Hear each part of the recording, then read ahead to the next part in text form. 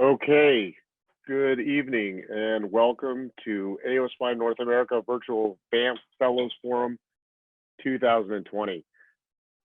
So this will be a live Zoom session. Appreciate everyone making the time to be on the call tonight.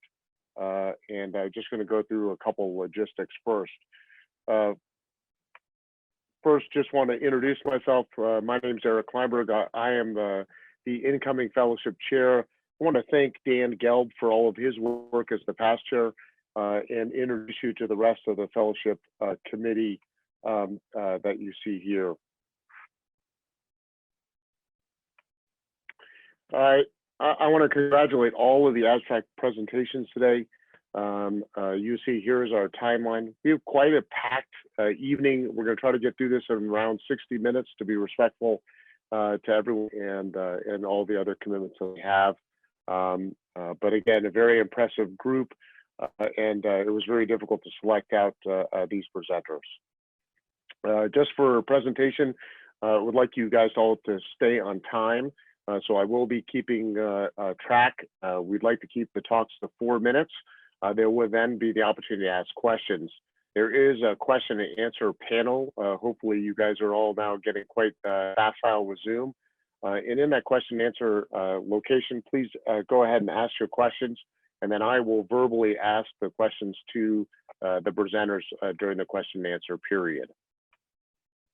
All of your microphones have been muted and your videos have been turned off. I'm sorry that I don't get to see you all, but we'll have to do that at some other time. Please send your questions to that Q&A, and then again, like I said, I'll go ahead and take a look through them. Just a reminder for all the fellowship directors and faculty, I'd like to make sure that you score your presentations. You were sent a score sheet because we will have a best clinical abstract and best basic science award at the conclusion. And those score sheets should be sent to Chief Lamb at the email you see there.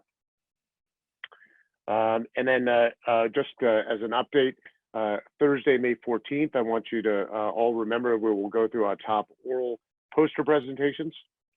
And so please make sure you register. Congratulations to all of those presenters.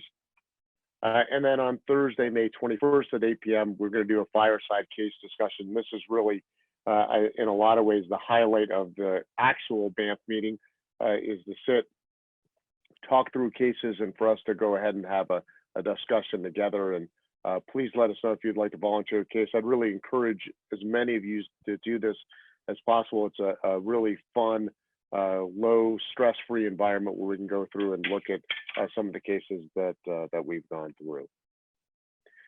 There's also an upcoming fellow webinar on June 9th. Please save the date. Dr. Mundus, Greg Mundus, is going to talk about how to transition into practice and not lose yourself.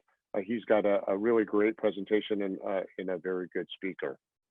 And finally, I want to take just a brief second to thank all the people that made Virtual Banff come together. First, Elizabeth Walker and Chi Lamb, thank you for all of your help and expertise. And then Ron Costello, who is really the genius behind making all of the Banff session work nicely, and who will be get accolades if things run well today and get blamed if things run badly. So with that, I'd like to go ahead and get started. So the first presenter will be Clifford Pierre from Swedish Neuroscience Institute. Clifford, let's get your screen up and I'll have you take it away. Great. Thank you for the warm introduction, Dr. Kleinberg. Good evening, everyone. My name is Clifford Pierre. I'm originally from Brooklyn, New York, completed medical school at the University of Rochester and started neurosurgery residency training there. Currently, I'm one of the spine fellows here at the Swedish Neuroscience Institute and Seattle Science Foundation. I'm excited this evening to be presenting for the Spine Fellows Forum. I'd like to discuss a cadaver research study for which we performed intradiscal osteotomy techniques and studied it from an anatomical and biomechanical perspective. I do have one disclosure: material support was provided for the biomechanical arm by Globus Medical Incorporated. Starting with a brief background, multiple spinal osteotomy techniques such as the PSO, VCR, as well as the posterior column intradiscal osteotomies, that being the intradiscal osteotomy itself, are used to correct sagittal and coronal imbalance. Clinical evidence and literature have shown that 2 of these 3 procedures can be quite traumatic and therefore are associated with serious complications. The purpose of our study in the cadaver work was to understand the anatomical relationships involved when performing the intradiscal osteotomy procedure itself. And using static or expandable cages, we wanted to elucidate the biomechanics involved. Here pictured is just a schematic representation of the intradiscal osteotomy procedure itself. In our BioSkills lab, performing cadaveric dissection starting in a prone position. We did a standard posterior midline exposure, dissected the posterior elements. And the key hallmark for the intradiscal osteotomy procedure, what we like to do here at Swedish, we used a curved 1/4-inch osteotome to resect the posterior edge of the surrounding end plates. Then we complete the discectomy, and concurrently with posterior segmental instrumentation, we obtain the lordotic correction that we need upon compression. Understanding that the main apex of this osteotomy construct compared to the others, that being the disc space, we did further cadaveric dissections, exposing the disc space itself. We placed K-wires into the lumbar disc spaces and measured the distance between the disc as well to relevant structures such as the great vessels, lumbar plexus, the colon, and the kidney. Not shown here, after obtaining these measurements, we were able to further understand and get further insight the risk of injury to some of these structures depending on where we perform the procedure itself. The second arm being the biomechanical study, what we did was we performed intradiscal osteotomy procedures. We did it in 2 groups. The first group, we placed expandable cages. The second, we placed static cages, and we compared it to what we considered the control group being the Smith-Peterson osteotomy with the TLIF approach using a static banana cage. The main aims of the biomechanic aspect was to study the subsidence rate, lordosis, as well as the range of motion. A summary of the results of our biomechanical studies were that we noted in all 3 groups, the range of motion, that being lateral bending, axial rotation, and flexion extension were the same. There was no significant difference. However, for the expandable cage group, we noticed increased loss of stability as well as motion for that compared to the other 2 groups itself. With respect to subsidence, after loading these lumbar cadaveric specimens axially and going through the cycles, we noted that there was an increased amount of subsidence for the expandable. However, there was no statistical differences between that and the other 2 groups. Lastly, discussing lordosis as well as disc height, again, post-subsidence, we noticed that the amount of lordosis we were able to achieve was the same for all 3 groups. Specifically for the SPO TLIF group, we noticed a significant loss of lordosis for that. And there was significant disc height loss for the static as well as expandable cage. This is just a summary slide of the biomechanic studies that we were able to appreciate. One thing that we noted that what we see in the biomechanics and the cadavers are not what we typically see in our clinical experience. Here's just an example of a 70-year-old male who had underwent an L3 to pelvic posterior spinal fixation with intradiscal osteotomies at L3, 4, and 5 disc space respectively. This is just a postoperative 12-month film. We noted that we had an increase in global and segmental lordosis at the relevant levels, as well as there was no evidence of subsidence. This patient recovered quite well neurologically. In summary, again, knowledge of the neurovascular structures surrounding the intradiscal osteotomy technique is quite important because it makes this for a powerful alternative technique when considering surgeries for adult spinal deformities. And in our cadaver specimens, we were able to at least appreciate the similar biomechanic properties doing intradiscal osteotomies compared to other procedures, as well as corrective capabilities. Our institution currently have impressed the clinical evidence that we have experienced in at our institution performing this procedure using a static or expandable cage, and currently that's being reviewed. Thank you. Great. Clifford, thank you very much. We're going to go ahead and move on to the next speaker, Dr. David Lowe from the University of Maryland. Dr. Lowe? Yes, hi. Can you see my presentation? Yep, looks great. Maybe just, yep, there, we see you now. Okay. How about now? Yep, looks Perfect. great. All right. Thanks for the selection. My name is David Love. I'm one of the fellows at the University of Maryland in Baltimore. My presentation is on my work here. It's dural tear does not increase the rate of venous thromboembolic disease in patients undergoing elective lumbar decompression with instrumentation. Just a brief background, dural tear, as probably everyone knows by now, is a common complication of lumbar spine surgery. The most recent kind of range in a meta-analysis done in 2015 is 2 to 20%. That's very wide. It depends on the procedure. Obviously increased with laminectomy levels open approaches, and instrumentation. Postoperative care traditionally involves a short duration of flat bed rest, and this can theoretically increase the risk of VTD. There is no consensus, however, in the literature currently that dural tear is associated with VTD. The objective was to evaluate the risk of venous thromboembolic disease in these patients with or without incidental durotomy. The methods, the study design, we did a retrospective cohort study of elective lumbar instrumented fusion cases at our institution. The outcomes were primarily the incidence of VTD, and then we also evaluated the secondary complications. This is just a brief flow chart. We queried CPT codes for elective for lumbar fusion with decompression, included a cohort of 611 patients with complete records. We looked at their operative notes by doing a keyword search as well as a chart review of each case, looking for keywords like dural tear, durotomy, CSF leak, or arachnoid or subarachnoid bleb. We did not limit the dural tear cohort to those that had CSF egress. These were also any patient that had a repair of the dura in cases with subarachnoid blebs. So 611 patients met inclusion criteria, 467 did not have a dural tear, whereas 144 did, for a rate of 23%. The cohorts were very similar demographically, with the exception of the dural tear cohort happened to be a little bit older and slightly more comorbid, having a higher CCI.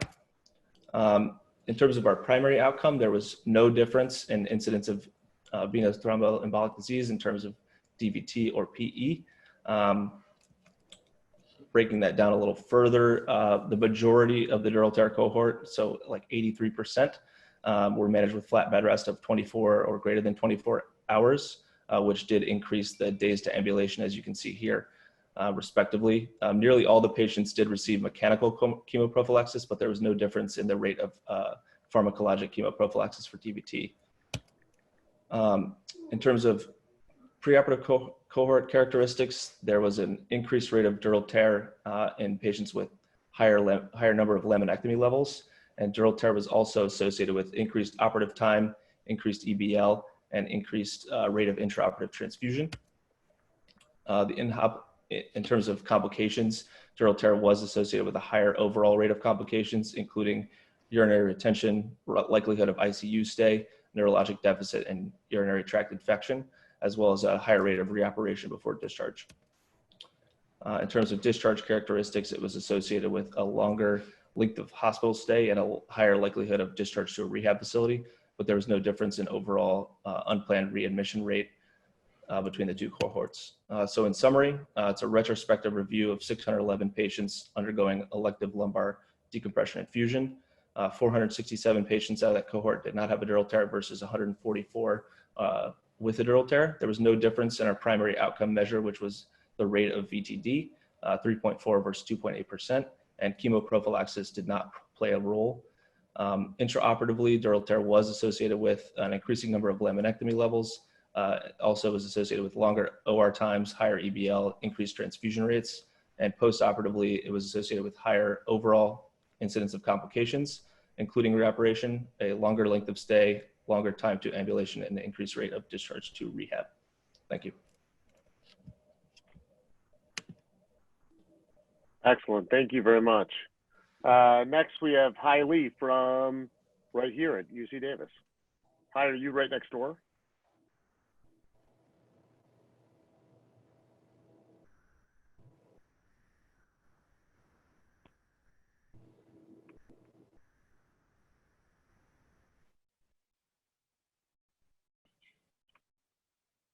Hello, Dr. Lee?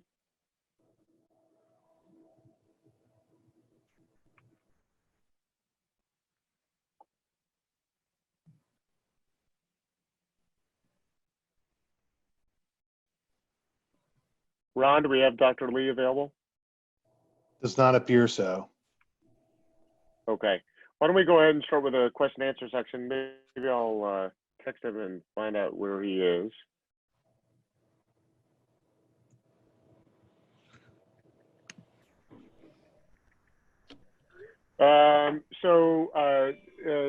David, got a first question for you, Dr. Lowe. So it seemed like the dural rate was kind of high. About a third of the surgeries ended up with a dural tear rate. Can you help explain? Is that typical? Is that atypical? And you also mentioned that chemoprophylaxis didn't seem to make much of a difference. Why is that? So yeah, in terms of the rate, I think looking back through the literature on rates of dural tear, we did have a higher rate of revision surgeries in this cohort. There was about 38% were revisions, and all of them were instrumented with multiple laminectomy levels. So that's shown to be increased risks in other cohorts. In terms of the rate as well, I think the definition we used, which was any subarachnoid bleb, and that's through manual chart review in this retrospective series, meaning anytime arachnoid was visualized, even without CSF egress, which is usually, to my knowledge, not listed in most cohorts of dural tear incidents. So I think that all increases our rate. In terms of the chemoprophylaxis question, I just think we didn't have a protocol standardized for, patient lays flat. We heparinized them, and in general, we use exclusively mechanical prophylaxis for post-op patients. Looking back through these people's charts, they were basically only given chemoprophylaxis either because they had a history of a clotting disorder or were preoperatively on some sort of antiplatelet or anti-clotting drug. I gotcha. And then when you did the analysis, you did univariate analysis, or did you do multivariate analysis to remove any confounders? Univariate analysis. Univariate, okay. All right, great. Excellent. And then Clifford, a question for you as well. Can you help me understand why the intradiscal osteotomy works so well clinically but didn't work biomechanically? What was the difference there? One of the differences we postulate is performing the intradiscal osteotomy at a monosegment compared to what we typically see in the clinical setting. Again, a greater loss of tissue surrounding the structure to maintain that stability. And so that's why we think there was a much more increased loss of stability with that. And then sclerosis is also something that we had to take into factor in these models versus actually clinical experience. I see. And the difference between the intradiscal osteotomy and just a T-lift is the osteotomy you do in the back, removing that posterior vertebral wall? Correct. Removing the posterior edge of the superior and inferior end plates at the target disc itself. We like to use a curved osteotome, and that allows us to get a little bit more flexibility, insert the interbody spacer there, and then get enough lordotic correction. It sounds like dimensionally. It sounds like it's awfully reliant on the interlongitudinal ligament and the tension of the front part of the spine. Is that correct? Correct. That is correct, Dr. Kleinberg. Okay, excellent. Thank you, Clifford. Thank you. I think we've got Dr. Lee is now available. Is that correct? All right. Can you hear me okay? We sure can. Congratulations on making it to Banff.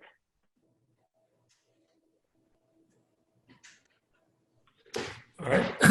Hello, everyone. My name is Hai Lee from UC Davis. My study was on the variability in opioid prescription after lumbar microdiscectomy. We all can agree that the opioid crisis is a major problem in today's healthcare system. So for us as spine surgeon and prescriber, we should be very cognizant of what we prescribe to our patient after discharge. So imagine if this was your patient. This is a healthy, young, opioid-naive patient undergoing a single-level lumbar microdiscectomy. What pain medication, what dose, what frequency would you prescribe upon discharge? So that was the main purpose of the study, is to really calculate the variability in opioid prescription after surgery in terms of maximum daily doses and total pills. So in 2014 and 2019, we had a 169 patient with a very similar distribution between male and female patient receiving care by orthopedic and neurosurgery providers. As expected, most of the cases were elective cases, receiving microdiscectomy either via tubular or an open approach. The level most commonly performed were at the L4-5 or L5-S1 level, and 63% of the patient went home the same day. Now, of those 169 patients, 101 had an opioid prescription upon discharge, but the type of pain medication varied between Percocet, oxycodone, and Norco. In addition, the length of duration of prescription also vary with a mean of 6.7 days and a standard deviation of 4, which is quite varied. 25 of the patient receive a refill at or before the day of discharge. Sorry, at or before the day of the first postoperative visit. Now, in addition to the variability in terms of the type of medication, the dosing and frequency vary significantly as well. Now, when you calculate the total daily dose of opioid, the mean was 70, but the standard deviation was 32, which was quite high. And for reference, if you look at the CDC guidelines for chronic pain patient, they recommend a prescription daily of less than 50 mmE. When you look at the total pill prescribed, the average was 90 pills. But again, the standard deviation is 55, suggesting that in a patient population that is quite homogeneous, we still prescribe opioid in a very varying manner. And as a reference, patient undergoing total knee or total hip arthroplasty or fracture fixation will receiving the same amount of pain medication as our patient undergoing microdiscectomy. When we look at multivariate analysis, we identified 3 independent predictors of daily MME prescribed, and that including orthopedic provider, admission, and mid-level prescriber, and 2 independent predictors of total pills, including admission and mid-level prescriber. So in summary, there was significant variability in opioid prescription after lumbar microdiscectomy. This really called for a standardized guideline to standardize the way that we prescribe medication after surgery. In addition, perhaps we need formal prescription training from all the prescribers out there to prevent variability and overprescription. I think the challenge for all of us is to determine what the minimum effective dose is for various procedures in spine surgery. Thank you for your attention. Great, thank you, Hai. I'm going to take the moderator's prerogative and just go ahead and move on to the next session so that we can have 2 defined questions sessions. Derek Fogg at the University of Washington is doing what all fellows are doing, and he's in the operating room fixing fractures. And so he's not able to join us tonight, but however, his collaborator Ekan Dillon, is here to talk to us. Dr. Dillon, can you please take us away?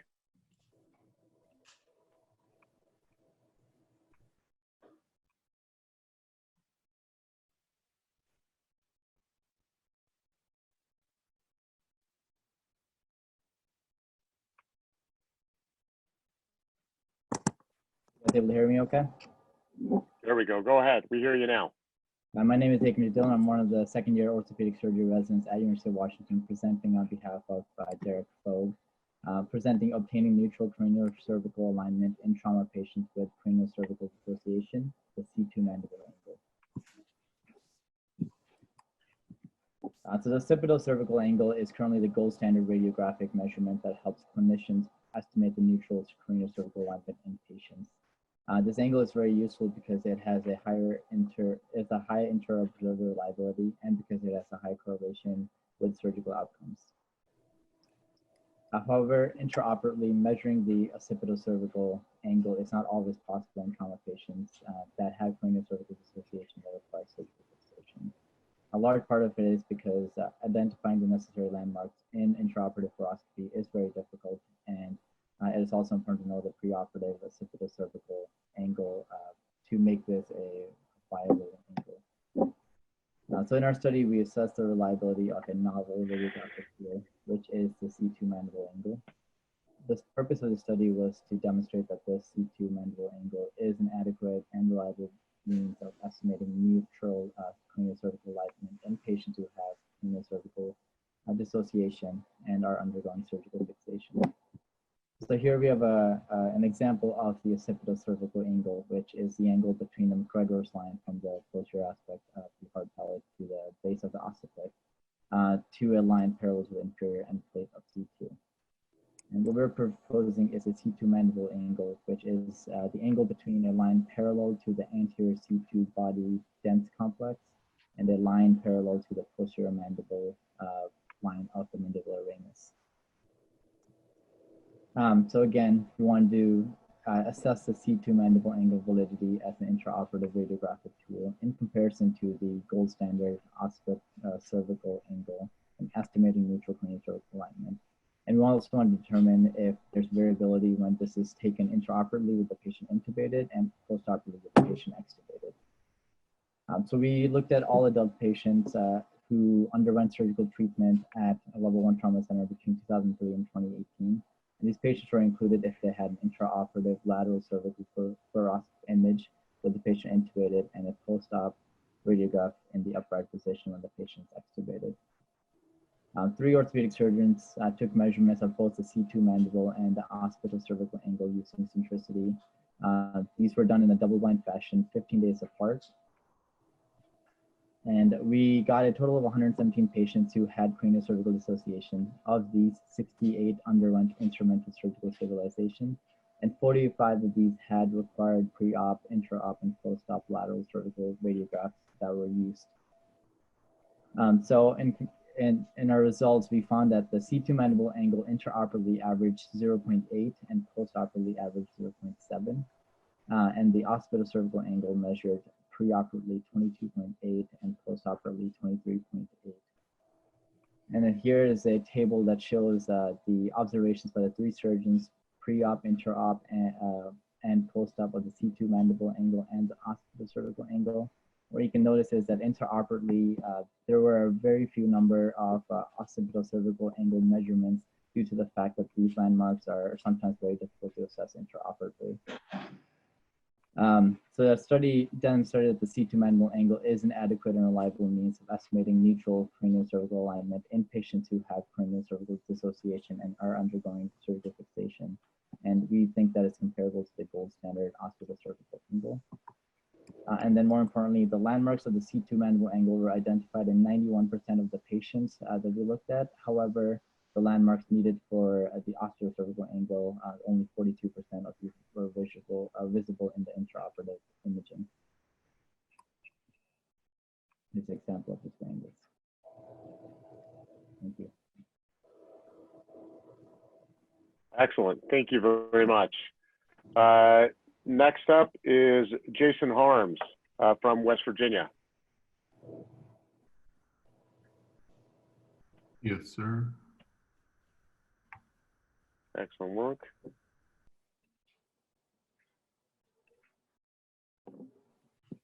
All right.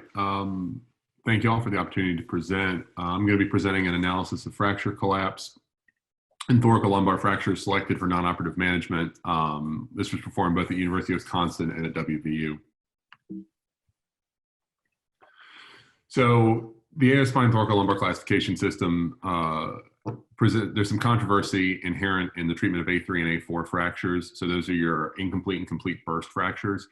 Non-operative management is favored, but frequently we're following these patients over the long term for progressive kyphosis, and ultimately some of them, a subset of them, end up getting surgical fixation. And so the idea here is to take a look at what factors might lead to that. This is a preliminary analysis.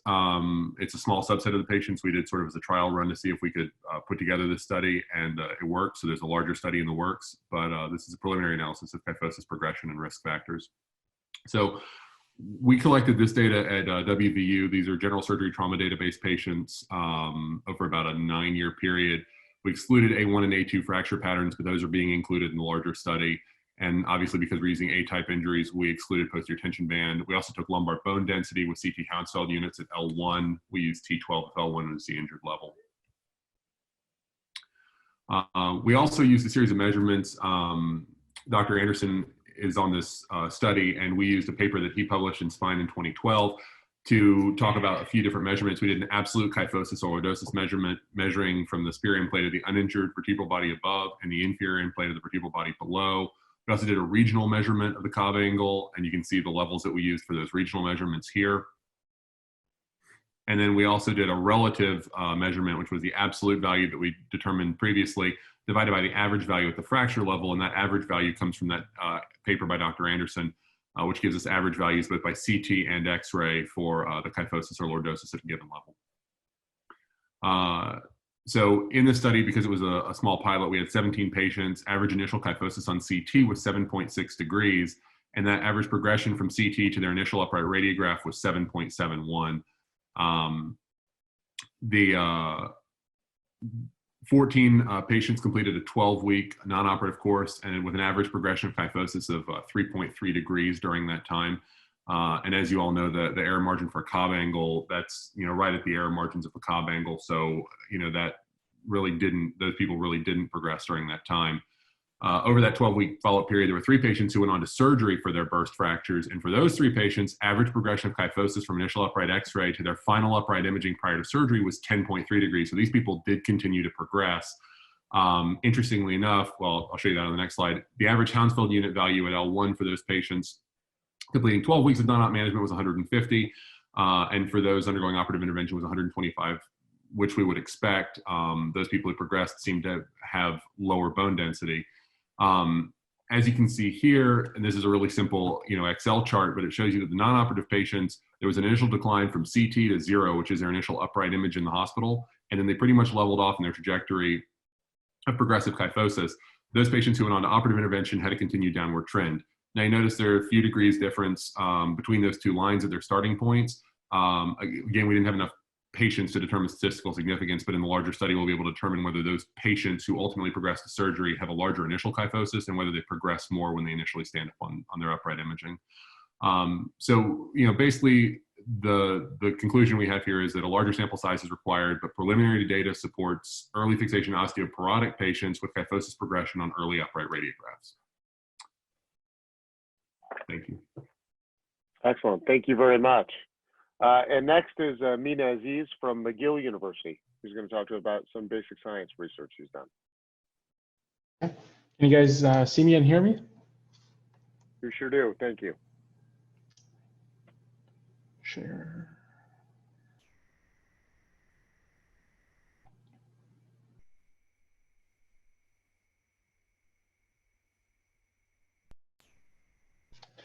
Thanks for the introduction. I'd like to thank AOSNA North America for giving me the opportunity to present our work today. And I'd like to acknowledge my co-authors, Dr. Derek Rosenzweig and Dr. Michael Weber. Oncology patients can now be considered to suffer from a chronic disease rather than a terminal one. Therefore, we need to place greater emphasis on improving their quality of life as they live with cancer. Fortunately, a lot of these patients will develop spinal metastasis during their life, and that can adversely affect their quality of life through pain, spinal instability, and even neurological compromise. Surgery plays an important role in the management of these patients within the context of a multidisciplinary approach. However, surgery still has significant limitations. And for example, 16% of the patients that require revisions are secondary to local recurrence. That can adversely affect the patient's quality of life and strain the resources of the healthcare system. So the purpose of this study is to develop functional implants which help restore spinal stability while blocking local recurrence.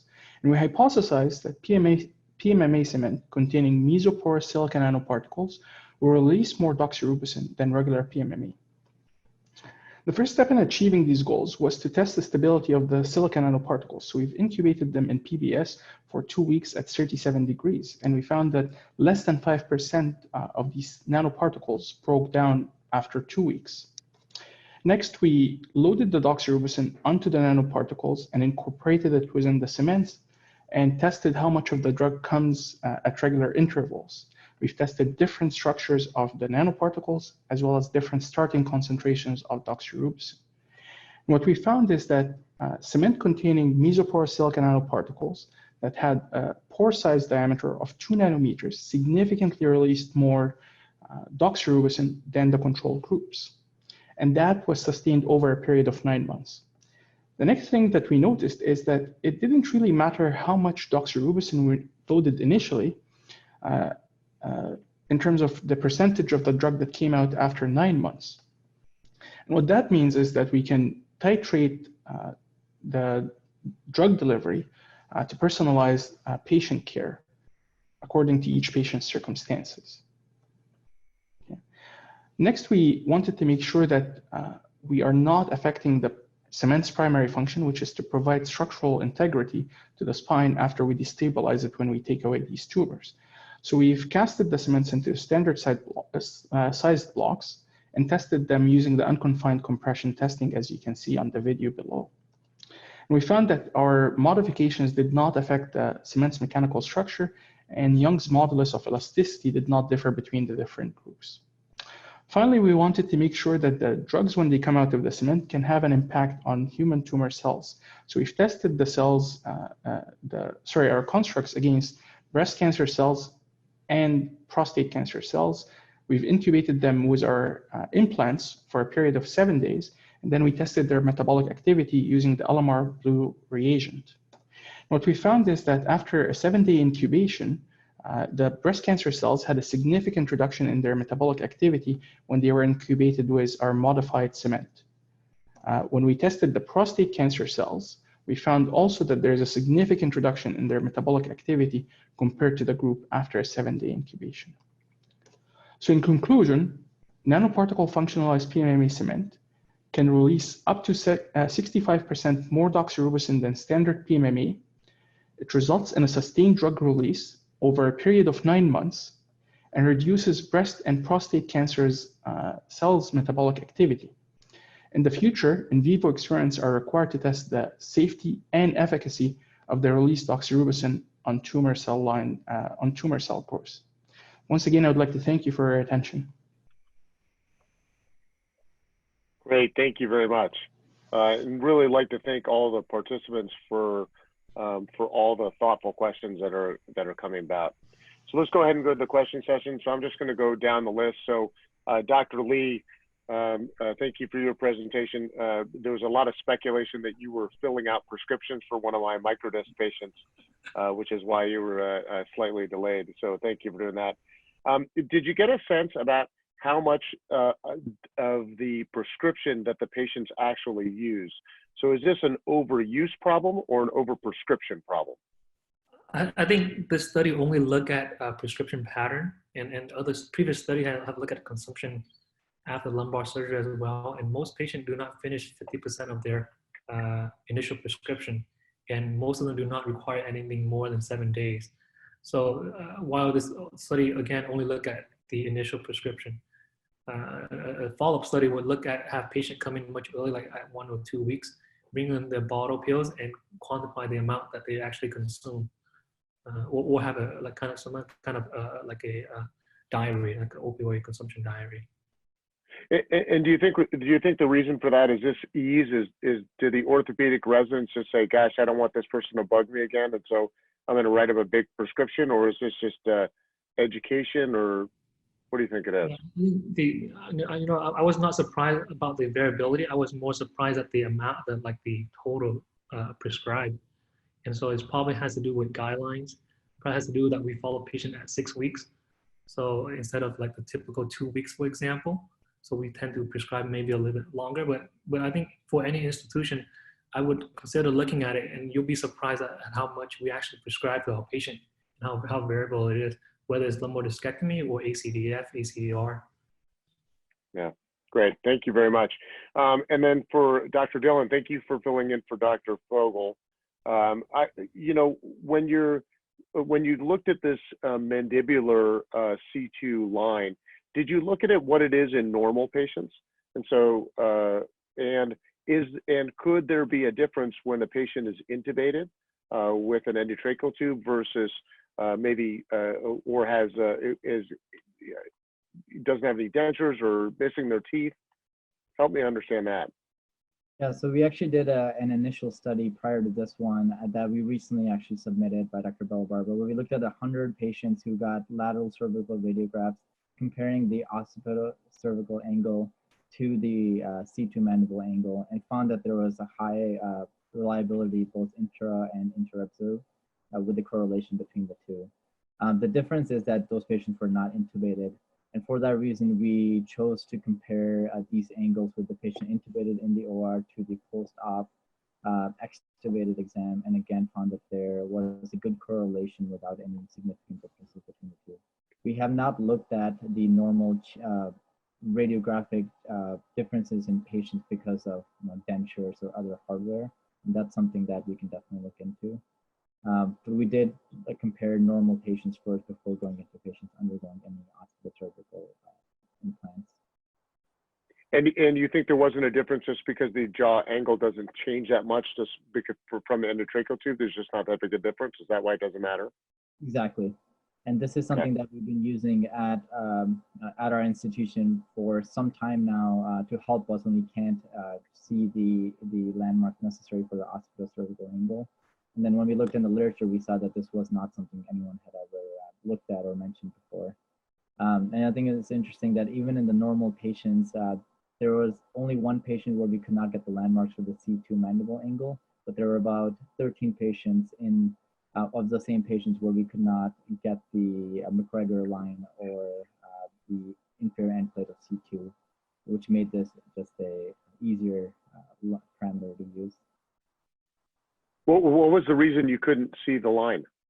You couldn't see the mandible innervation? Yeah, exactly. Some patients, it's hard to see the posterior end plate because of the radiographs being not that good. And sometimes when the patients don't have teeth, it makes it difficult as well. I did notice that as well. Good. All right. Excellent. Well, thank you very much. I want to move on to Dr. Harris. You had a interesting progression from kyphosis to fractures we would otherwise think is stable, those A3s and the A4s. A couple of the questions were, what were your indications for surgery? And then as a follow-up to that, were there any indicators that you had in the initial radiographs or CT scans that gave you a hint that these may go on to need fracture aside from the osteoporosis? So this study was entirely radiographic. So the indications that we have a radiographic progression of kyphosis for surgical fixation, we didn't go back and look at individual patient charts in terms of whether they were having progressive neuro issues. And then, so that was our sole sort of indicator for surgery in these patients was that progression of kyphosis. I'm sorry, what was the second half of your question? And the second half was, were there radiographic factors that would allow you to predict which ones would fall into kyphosis? I know you looked at the Hounsfield genes. Were there other morphologic features of the fractures that gave you a hint that that might happen?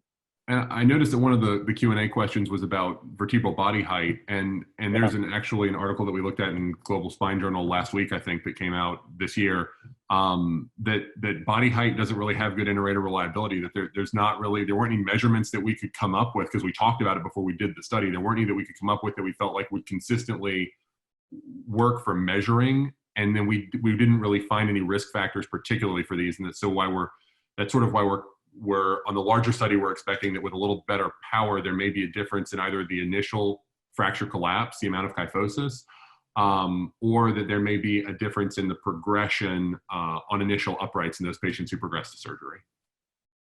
It might also be interesting because since you're fixing the most osteoporotic patients, it may be that your fixation itself doesn't prevent kyphosis from occurring. Yes, sir. And so that'll be interesting to see. Maybe we're undertreating that population or figure out how to treat them better. And as just a follow-up, do you treat all those patients with those types of fractures in braces or no braces? No braces. We usually just follow them and then see them back every 2 to 4 weeks. Okay, excellent. Thank you very much. And then finally, Dr. Aziz, for this session, thanks for your work on the doxorubicin. You know, a couple of the questions were about the nanoparticle impregnated cement. What allows the elution characteristics? Is it the cement? Is it the particle? Is it the particle displacing the cement? What allows it to have that consistency? Thank you. That's a great question. So I showed it in the slide very quickly when I went through the methods.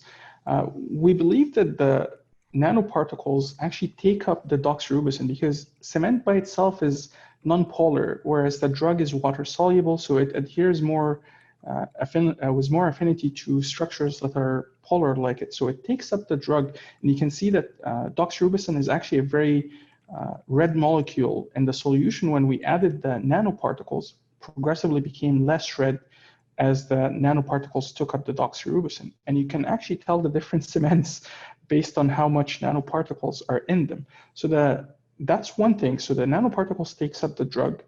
The other thing is we believe that the nanoparticles essentially aerates the cement, makes it a bit more porous.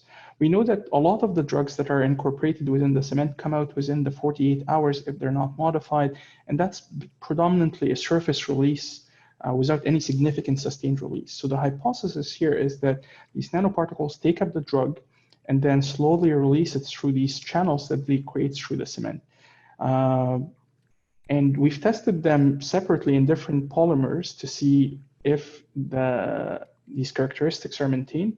And we found that, yes, they do have a sustained release, but the structure that they're in significantly affects the rate of release and the duration of the release. With all those channels, as a follow-up question, is that going to affect the integrity of the cement? I know you looked at modulus, but there was a question about what did you look at actual failure of that cement particle? Is it going to fracture earlier with all those pores? Thank you. That's another great question. So we've tested different concentrations of the nanoparticles. And what we found is that if we maintain the nanoparticles to about 8% or 8.5%, it really didn't affect the mechanical structure. And we did test till ultimate failure. You could see on the video that I included is that the cement itself did deform. That was about 30% deformation. Excellent. Well, thank you very much. Thank you for all the presenters in that last session. Really appreciate you, all your hard work. I'm going to go ahead and move on to the last session, just again to try to keep us on time. I know I'm running late, but we're doing the best we can. Jonathan Rasooli from the Cleveland Clinic. I'm sorry you've got to work with my good friend Tom Mraz, but let's hear what you've got to say. All right. Okay. Sorry, can you all see my screen? Not yet. We see you. Okay. 1 second.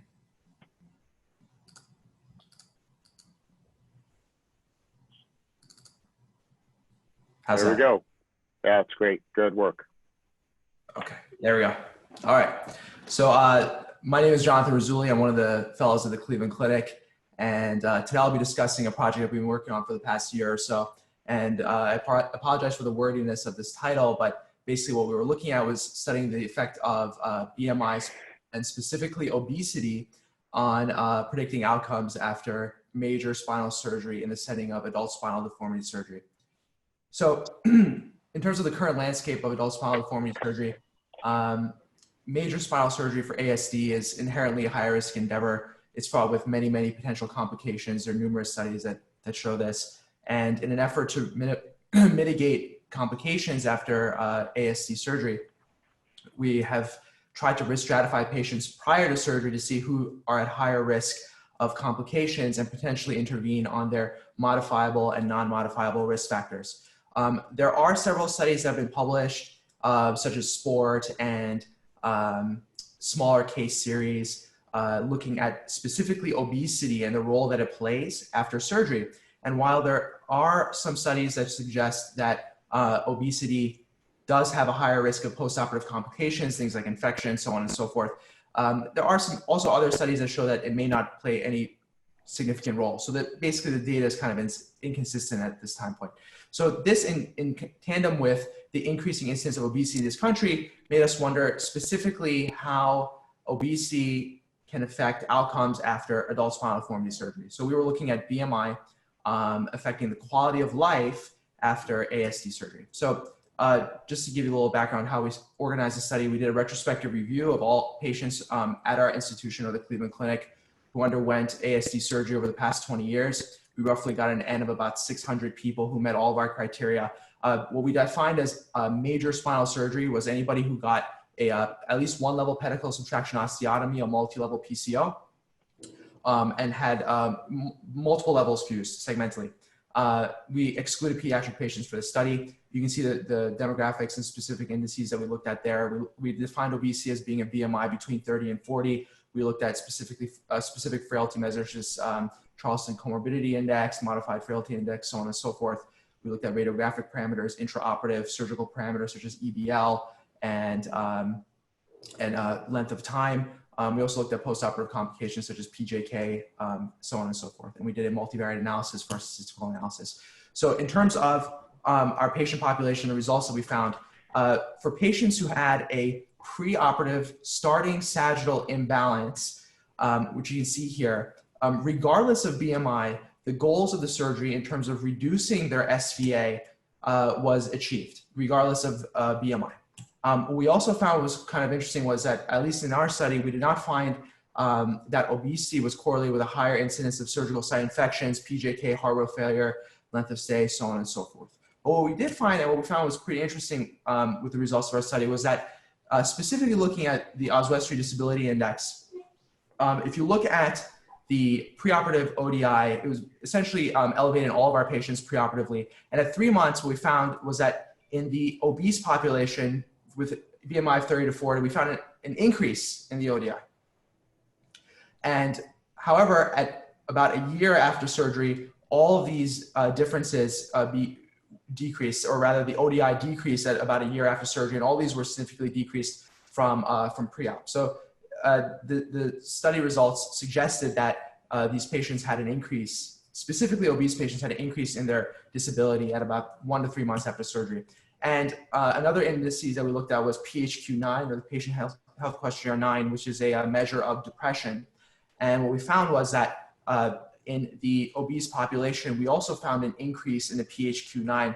And just to give you a little background what these numbers mean, because it's not a really very common statistical measure, or rather a quality of life measure that we use. A number of 10 is one, if you look in the bottom right-hand corner, is something where you would consider cognitive behavioral therapy or pharmacotherapy, and numbers below that don't usually require some sort of intervention. So it suggests that for some reason, these patients are more at risk of having changes in their mood, and specifically depression, at about 1 to 3 months after surgery. And these changes all became non-significant at about a year after surgery.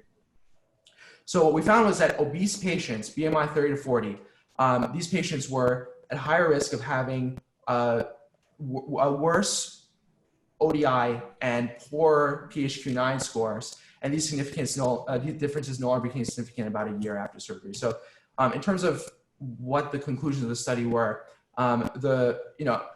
this may potentially raise more questions than answer any, but one specific thing was that these patients could potentially be more at risk of having a poor quality of life and higher risk of depression. And interestingly enough, if we go back to the slide I had before, kind of all of our patients at baseline had an elevated PHQ-9 that fit within the realm of mild depression. So it's something that may be worthwhile to screen for. And in specific for obese patients, when you're seeing them in your 1 to 3 month follow-up visits, this may be something that you may want to ask and say, how are you feeling, so on and so forth. There's a list of questions that they may want to answer. Because intervening early on these patients, they may be able to participate better with physical therapy, rehab. Most of these patients are in some sort of a program at that point. And then again, these differences were no longer significant at 1 year. So with this in mind, we are suggesting that we can look at more prospective studies rather than retrospective studies to really further elucidate the reasons behind these findings. And excellent. Great, thank you very much. Great work. Next, we'll hear from Robert Owen from the University of Utah.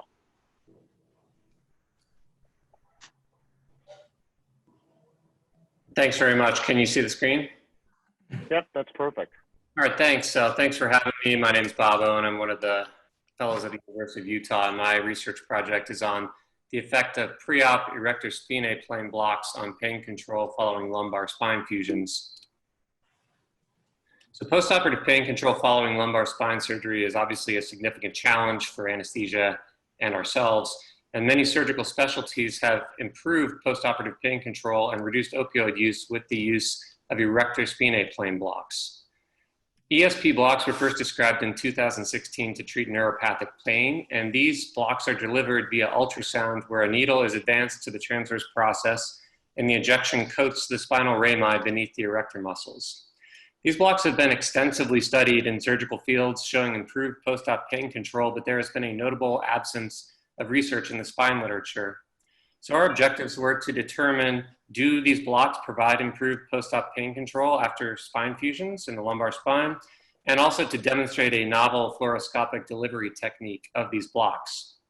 So we performed a retrospective cohort study on patients undergoing lumbar fusions for degenerative conditions. One group received a pre-op fluoro-guided ESP block via a new novel technique. The other group received no block. While in the hospital, we collected distance walked on post-op day 1, the amount of opioids used on post-op day 1, the percentage of patients not requiring any opioids following surgery, and length of stay. And then post-op in clinic, we collected legacy outcome measures of VAS, ODI, as well as PROMIS. We utilized t-test and chi-squared analysis for statistical analysis.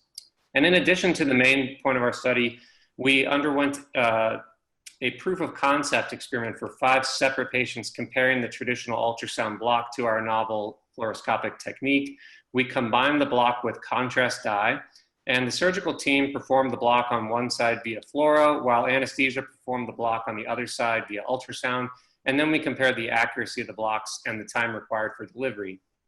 This is a typical ultrasound block where anesthesia localizes the TP and a pocket of fluid shows up during injection if it's delivered in the correct plane. Our novel technique utilizes an AP fluoro shot. After the patient is flipped prone, we ID the appropriate transverse process of interest and place the spinal needle overlying the lateral half of that TP. The spinal needle is then inserted until it contacts the TP. The block is then injected directly on the TP, and if you are performing it appropriately, you'll feel significant back pressure, indicating you're in the correct plane. And then finally, we mark the injection site as a localization of that respective pedicle. So to switch gears, the results of our primary study, we identified 37 block patients and 39 control patients, and these patients demonstrated no significant preoperative differences. As expected, both groups demonstrated significant improvements in all outcome metrics at 6 weeks, with the exception of PROMIS physical function. We noted that on post-op day 1, average opioid use was significantly lower in the block group, with nearly a quarter of block patients not using any opioids on post-op day 1 compared to 5% in the control group. Block patients ambulated over 100 feet further and discharged nearly 1 day earlier. They also demonstrated improved PROMIS pain interference scores at 6-week follow-up. With the fluoro method, we demonstrated 100% accuracy and performed the block on average in 42 seconds, whereas with the ultrasound method, anesthesia only demonstrated a 40% accuracy with an average time of about 6 minutes. A couple common errors shown here. This demonstrates an example on the left of an accurate L4 block with the fluoro technique centered at L4 spread over 3 levels in the correct plane. The ultrasound method in this picture is delivered in the intramuscular plane with inadequate spread. This image shows another typical error where it was inaccurately injected via ultrasound at the L3 level for an L5 surgery. So in conclusion, these blocks represent an underutilized method of reducing opioid consumption and improving post-op mobilization and potentially reducing length of stay after lumbar fusions. And we demonstrate a new technique that's accurate, effective, and easy to perform as a surgeon. I'd just like to thank AO Spine and all my project mentors at the University of Utah. Thank you. That's great work. Thank you very much. I had to smile when you said anesthesia took 6 minutes to do a block. That actually sounds super fast where I come from. Next is Sven Freeler from Swedish Neuroscience. Sven? Thank you very much for your warm introduction. My name is Sven Freeler. I'm one of the research fellows here at the Swedish Neuroscience Institute, and in case you haven't noticed it yet, I'm actually from Germany, where I'm a resident at the University Hospital Bergmannsheil in Bochum, and I'm happy to present today at the AO Virtual Banff session. I will talk about postoperative airway compromise following anterior neck surgery caused by fluid accumulation and present a cadaver model for this topic. It is not necessary to have our poster in front of you to follow my talk, but of course you are welcome to have a look at it afterwards. We declare there is no conflict of interest concerning this study. The anterior approach to the cervical spine is a common approach in many spine pathologies and, for example, used in ACDF surgery like shown in this X-ray. First, the incidence of complication associated with these procedures is relatively low. Dysphagia and dysphonia are most frequently encountered. The retropharyngeal space's clinical relevance is apparent in anterior cervical spine surgery with respect to postoperative hematoma, which can cause life-threatening airway obstruction. Our cadaver study aims to establish guidance towards a better understanding of the tolerance of retropharyngeal space RPS to accommodate fluid accumulation. Yeah, I'm hoping you're not eating right now. This is one. This picture shows of our study setup. Overall, we used 5 fresh frozen cadavers. The dissection was done in the supine position, and we used an anterolateral approach for placement of the digital manometer and the 20 French Foley catheter in the RPS. After this, we performed a regular wound closure. Furthermore, how you can see on the picture, we installed a suction tube in the esophagus, flushed with contrast suspension to measure the distance between the esophagus and the C5 spinous process, which was, by the way, our reference point. After this, we repeated the measurement with a suction tube placed in the trachea. That was necessary for quantification of the required volume to deviate the esophagus and trachea over 1 centimeter from its baseline position. Further, we recorded the volume required to cause visible changes affecting the normal neck contour. Fluoroscopy and measurement of the retropharyngeal pressure were performed while inflating the Foley catheter. For example, this fluoroscopy picture showing a 10 milliliter injection. The black arrow is pointing on our Foley catheter, and of course you can clearly see the suction tube placed in the esophagus. Our findings showing a mean volume of 12.5 milliliter with 1.5 millimeter of mercury caused a deviation over 1 centimeter in the esophagus, while 20 milliliter with a pressure of 2.39 millimeter of mercury will lead to a deviation over 1 centimeter in the trachea. Moreover, we observed a visible change of the neck contour at a mean volume of 39 milliliter. At the end, it's very important to me to demonstrate the clinical relevance of our study by showing one of our cases. You see a CT of a 64-year-old female patient undergoing ACDF surgery at our hospital. The operation, of course, was performed without any complications, but shortly after extubation, the patient complained about dysphagia, collar tightness, and dysphonia, and was admitted to our ICU for close monitoring. There we noticed a progression of the symptoms and beginning dyspnea. At this time, the vital signs were still stable of the patient, so we carried out this image, which you can see on our slide, showing the hematoma marked by the yellow dashed lines, and you can clearly see the trachea significant deviate marked by the yellow arrow. Of course, the patient underwent revision surgery. We could not find a clear surgical problem for the situation, so it was more or less a diffuse bleeding. Coming to our conclusion, even a relative small volume of fluid in the RPS can cause radiographically deviation of the esophagus and trachea. The esophagus is a structure in the RPS to be most readily influenced by mass effects, and clinical identifiable changes to the normal neck contour required twice the volume cause 1 centimeter tracheal deviation. In our opinion, this may be very important. Following our findings, it seems that clinical identifiable changes to the neck contour are not suitable as early warning signs. And at least, of course, we would like to emphasize that all of our results come from a cadaver model. Thank you very much for your attention.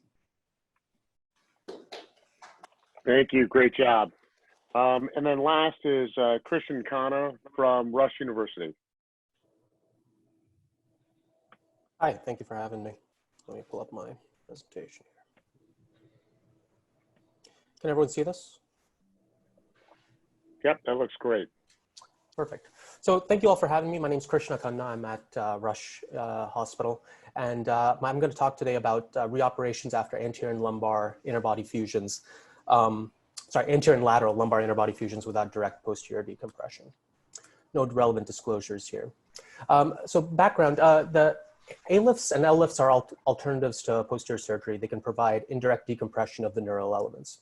However, the efficacy of indirect decompression is unclear, and the rates of reoperation due to incomplete indirect decompression have not been reported. The aims of this study were twofold. First, to evaluate the overall rate, cause, and timing of reoperation procedures in a cohort of standalone A-lifts and L-lifts with or without posterior percutaneous instrumentation.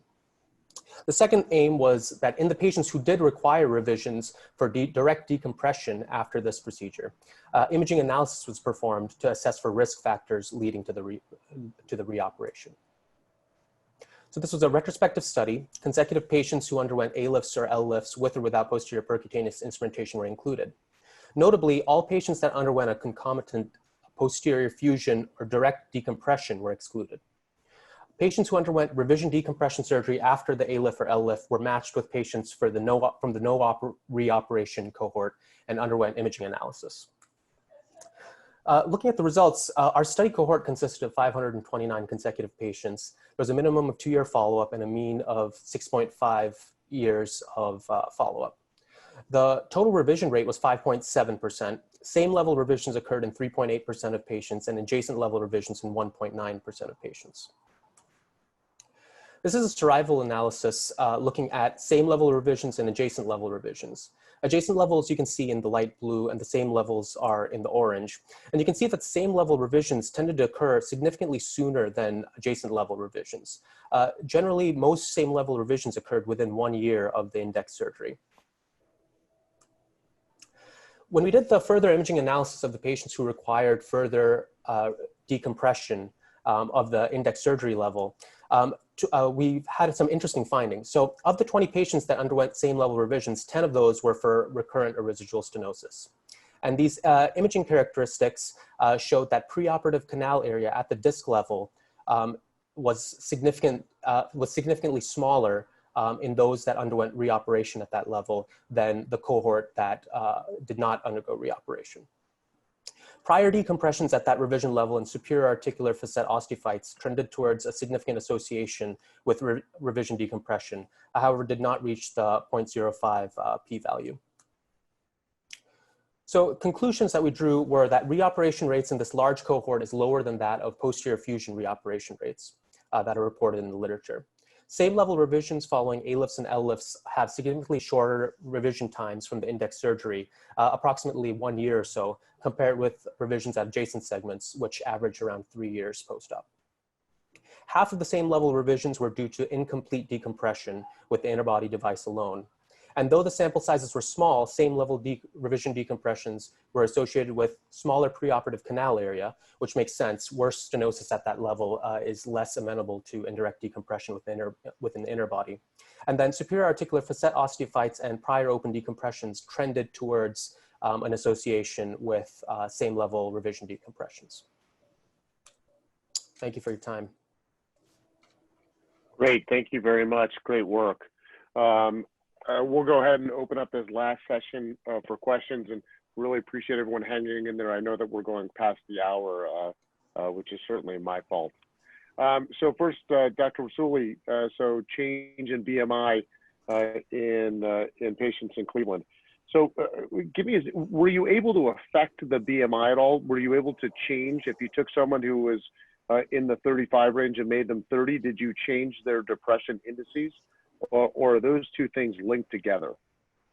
Yeah, Dr. Kleinberg, that's a great question. So believe it or not, our whole study actually originated in the hopes of answering that specific question, and unfortunately kind of got sidetracked with a bunch of other things. So we're actually in the data collection phase to answer that specifically. It's a little bit hard to do retrospective studies, and because oftentimes what we have found is that the BMI is not always calculated throughout that or updated rather throughout that patient's hospital stay. And if they go to rehab, they carry over that BMI from what they were during admission.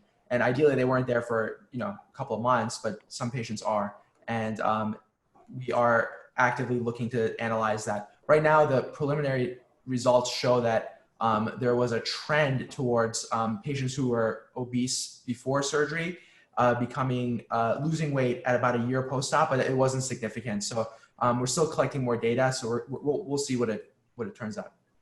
Great. It'll be interesting to see what it looks like over time. It'll also be interesting to see if we have a protocol to intervene even before they have that initial surgery. Can we take them from that last group and push them down? These modifiable risk factors, I think, are going to become a bigger and bigger deal. Well, good. Thank you very much for your work. Dr. Owen, so first of all, again, and not surprised or impressed that the Utah surgeons are faster than the anesthesiologists. but why bother at all? You're going to open the thing up anyway. Why not just stick a needle right on the TP when you're looking at it? Yeah, so someone else actually asked that question in the forum, and it's a good question. And the way it was explained to me when we talked with some of the anesthesiologists that taught us how to do this is that once you disrupt the muscle plane, there's something about how that changes the way the pressure is underneath that fascial plane. By disrupting the muscle, it doesn't get the spread across as many levels as you do prior to incision, where it can kind of create this potential space, slowly dissolve, and then enact its effect. So that's my understanding. Is there any thought to maybe doing it either during the dissection or maybe post procedure and see if you can have a similar improvement in pain control? The pain difference was pretty substantial, and those they had the same access to medications, same everything else. Yeah, same exact post-op pain protocol for everyone getting a lumbar spine fusion, and yeah, that's an interesting thought. I hadn't considered trying that yet. One of the reasons why it's just as easy for us to do it preoperatively as during the case is we eventually are going to localize, and we wind up using the TP and the spinal needle as a localization technique in lieu of a lateral x-ray. And so for us, it's just as quick to do it then and just as easy, not much fluoro. We have to use it to localize anyway. So that's kind of why we do it pre-op. Great, excellent. Thank you very much. Great study. And then Dr. Freeler, so the fluid of the neck, I think we were all surprised that such a small volume caused such substantial deviation. It is surprising. Can you hypothesize about the drain? So most of us will put some drains in there, hopefully preventing that dramatic complication from happening. Is a drain going to matter? Is there a way that you can incorporate drain placement in your study to tell us whether or not it can drain adequately? Yeah, that's a great question, of course. So there's a controversial discussion when you look in the literature about this point. And I mean, the best retrospective analysis is from O'Neill, about 2,300 cases. And he identified 17 patients which had a postoperative hematoma. And he couldn't find any prediction when you use a drain to prevent airway compression. So there's a lack of data still, and it seems like a drain will not help you in this situation. Although it is interesting, because what did you show? 1 cc of fluid showed deviation. Makes you awfully nervous about outpatient total disc replacement or cervical replacement. Is that going to change your practice when you go into practice?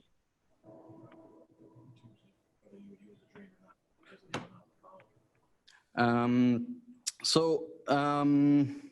not sure if I got your question right. Can you please repeat your question? Yeah, of course. I asked it badly. It was my fault. So it sounds like a small volume causes some significant problems in the neck, is what you showed. And so does that make then the idea of doing outpatient surgery, where we're doing a disc surgery and then sending the patient home, does that strike you as a bad practice? And is that something you're going to consider when you go into practice next year? Yeah, I mean, it's a rare complication, that's for sure, but it's a catastrophic complication if it occurs. So I would be very sensitive for this, and I think it's not a good idea to send them home within 24 hours for outpatient service. Yeah, great. Thank you very much for your work and for your research. And then finally, Dr. Khanna, good to see you again. So this,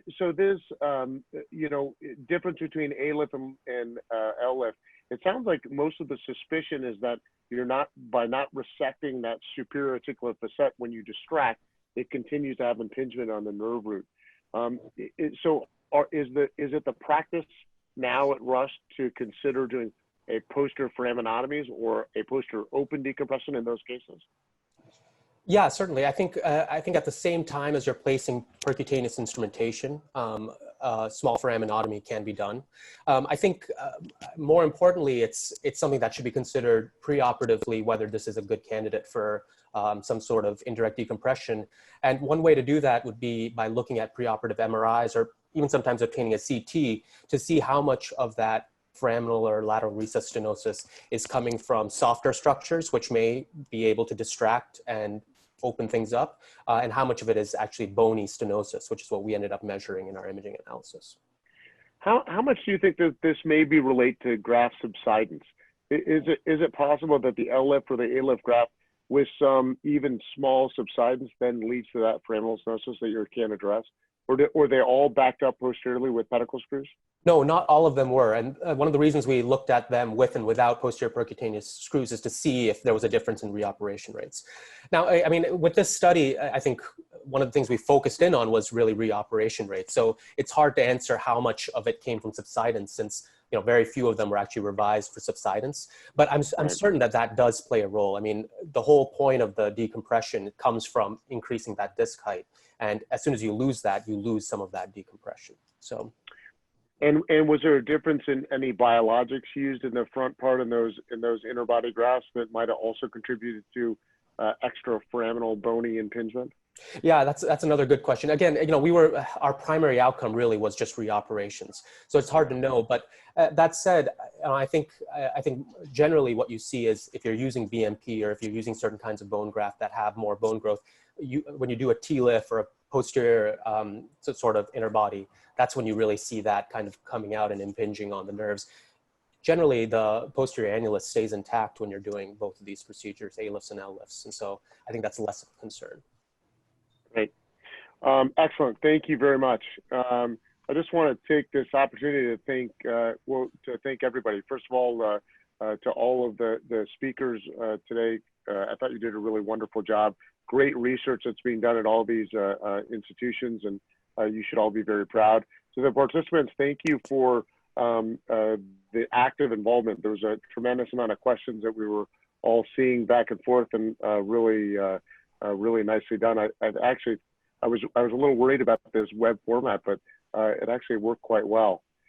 Finally, I do want to remind all of the fellowship directors that got their scoring sheets, please make sure to fill those out and send those to Chi so that we can go ahead and award one of these participants or two of these participants an award for doing such a wonderful job. And then again, I'm sorry that we're not all in person and not going for a beer after this. I suspect most of us are ready for one, but I do want to thank you very much for spending the time with us this evening, and thank you again to the AO for making this all possible and making this all fairly seamless and fairly painless. Have a great evening, everybody.